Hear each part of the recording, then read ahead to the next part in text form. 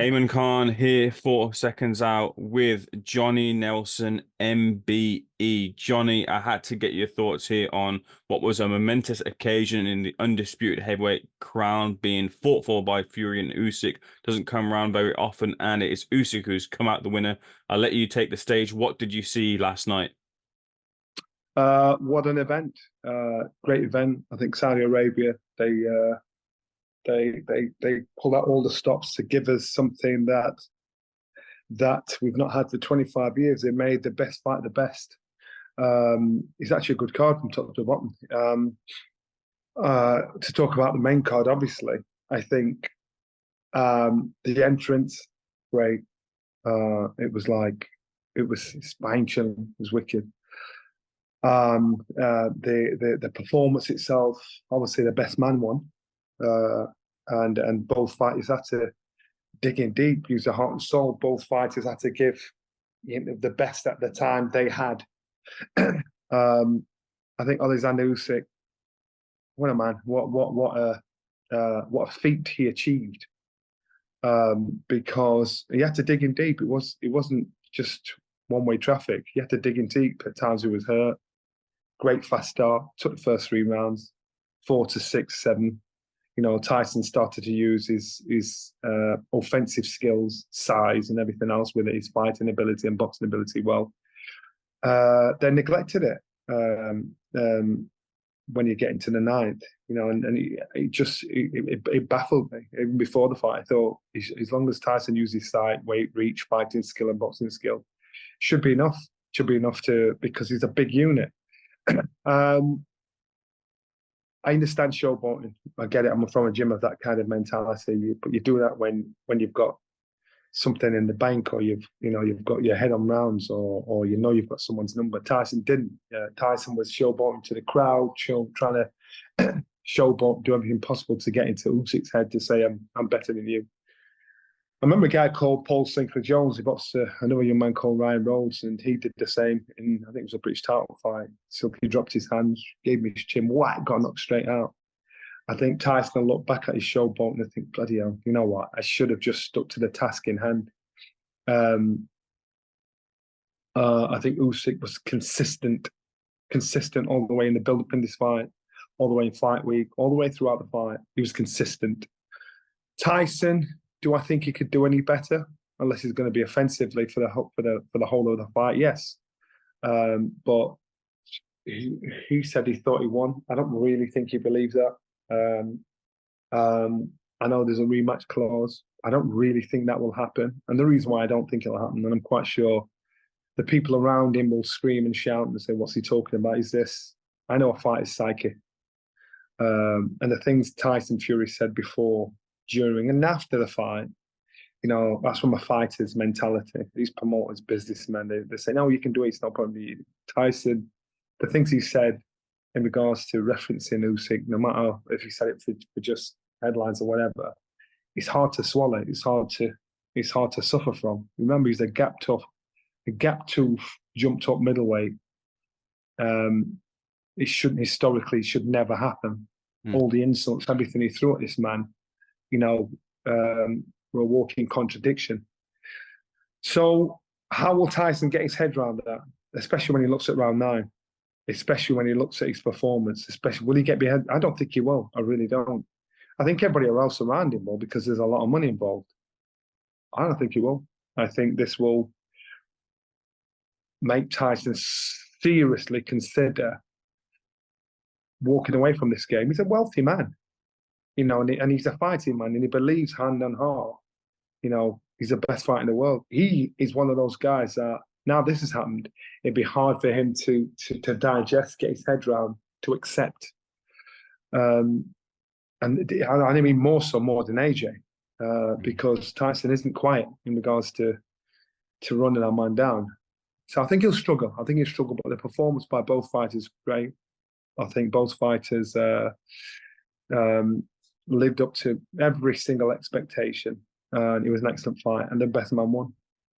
Johnny, breaking down this fight a little bit more, I was quite surprised to see Fury and Sugar Hill, more so his MO is to go on front foot forward, go for that knockout, but then Fury being on the back foot for most of the fight. Was that by design, or was that Usyk putting him on the back foot? What's that? So no, I think it's like overcooking something. So Tyson now wants to try and outbox a boxer. And even before the fight, I said Tyson is a better fighter, not a better boxer. There's a difference. Tyson a fighting man, he'll have to use his elbow, his body weight, forearm, getting close, pull a man down, make it awkward. But Tyson's the best at it. He's best at boxing foreplay. This is all fighting. Fighting isn't just hands up, hit a man with a glove and back and forth. He can fight, but he can box as well. All those combined together with his size, weight, and reach and everything makes him an unbeatable fighter. He went in there last night to try and outbox Usyk. And I don't know if it's rumor or not, but I do remember when Tyson was with Ben Davison and Ben was telling him to box on the back foot, allegedly. And his dad, like, no, get on the front foot, use your size, use your physicality, get on with him. And so his dad knew his son, knew what his son was good at doing. And again, this is something Tyson neglects. He's got to understand why was the top of the tree. He's a big man that moves like a little man. He's got the weight of a big man, got the speed of a little man. He's got boxing ability, but he's got the ability of a fighting man. And so the tactics chosen, he neglected all his natural assets that have got him there, forgot what got him there. So what happens is, he's a believing in the hype to the point where I'm this, that, and the other, I'm X, Y, Z. You've got to work with the same mentality and everything else that goes with it. Tyson Fury, looking back at it, and I think Barry Jones was right. The last good performance from Tyson Fury, so boxing, offensive skill was when he boxed Wilder the second fight. Put it on him, chased this man down, roughed him up, boxed him, beat him up. That Tyson, that mentality. He went in there with Usyk, trying to be cool, trying to be smart, showboating, moving around. What are you doing, man?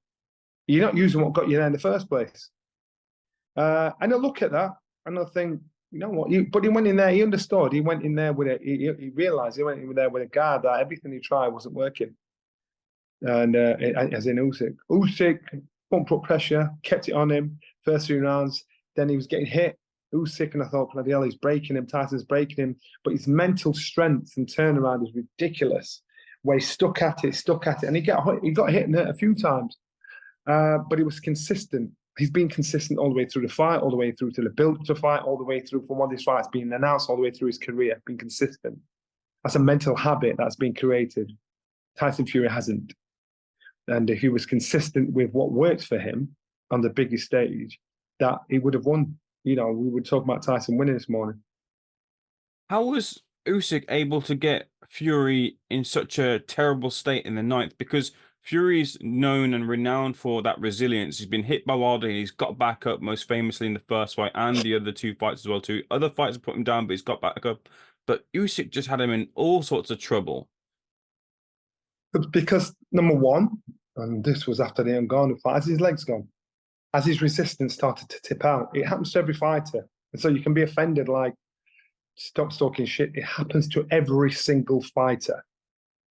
Your resistance starts to go. Your footwork starts to just be a little off key. Your punch resistance and everything, because he got hit a lot harder from Deontay Wilder. Deontay Wilder put him on his back, and Tyson got up, bang, you straight on it again. Wilder hit Usyk hit Fury, and Fury was like a packet of spaghetti. The referee saved him, that round, and he was hurt. He wasn't just stunned; he was hurt. But his recovery skills were great. But he came back, and it probably took him a round or 2 to get back into his rhythm. So how, time is everything. The 37-year-old beat up the younger man in Tyson Fury and got the job done. So Johnny, you just cut out a little bit. You feel that the referee saved Fury there in that fight? Yeah, man. Saved him. Usyk was chasing him across the ring, pinned him down, and the ropes were holding him up.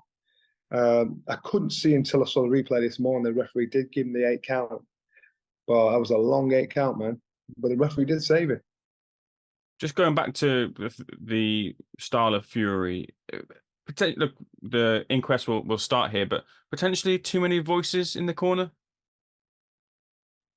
Yeah, I've said that all along. I think Tyson um, has a few wise heads in his camp, a few wise heads in his ear, but only a few.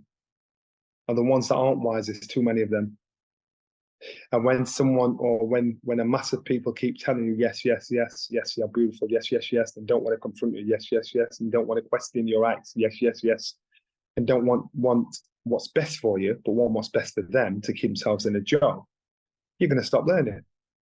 Mm. So Tyson, it's not just about your instructions that makes it; it's about the positivity and the people that get it in your camp and in the build up to it. And Tyson, I think he's surrounded by those people, and there are one or two people in that camp that actually get it and see it. Might not address it. I'm quite sure they might say something now. But what happens is the more successful you get, our sport brings them out of the shadows, man. The more successful you get, everyone wants to jump on the gravy train, so they don't want to upset you, go against you, or say something that you won't like in case they're off the gravy train. So you sort of be sat around about yes men, and it's that's life. That's what happens in this sport. He's kept one or two on camp that have got a voice, that do know him, that can get through to him, but it's too many nonsense around him that covers that plates that over. If a rematch is to happen next, what can Fury do to change the outcome? What do you think will be the outcome? Fury needs to jump on him in the outcome. He needs to jump on him from round 1 to round 12. If he's capable of doing that, that's what he needs to do. If he doesn't, he gets done again. If he doesn't, he gets done again. So we're constantly we can now make comparisons. Tyson against Ngannou, AJ against Ngannou, AJ against Usyk, Tyson against Usyk. You know, you're making comparisons. So it's about what the fighters got left. Stars make fights. Usyk had the number of all the big men, and he knew how to deal with all the big men. And so, what could he change? The only thing he could change is his offensive fighting skills. He's got to put it on him, keep it on him. Fought him like fighting with the same malice, intent, bullishness as he did Wilder the second fight. Get on him. Were you giving this man a chance for? What are you backing off for? What are you making this man?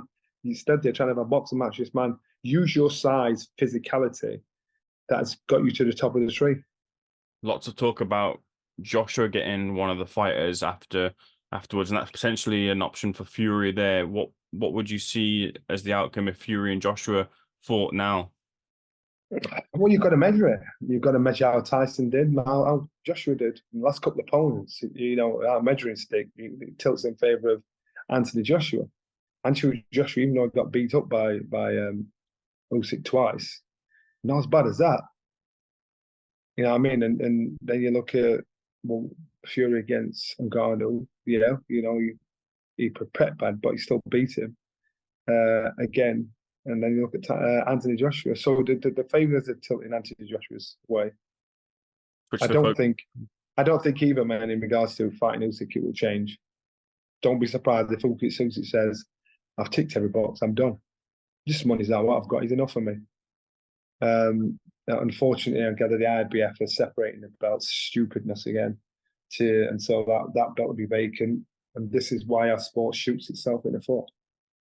Johnny, just switch the focus to Usyk as we close out this interview. He walks away with that undisputed crown.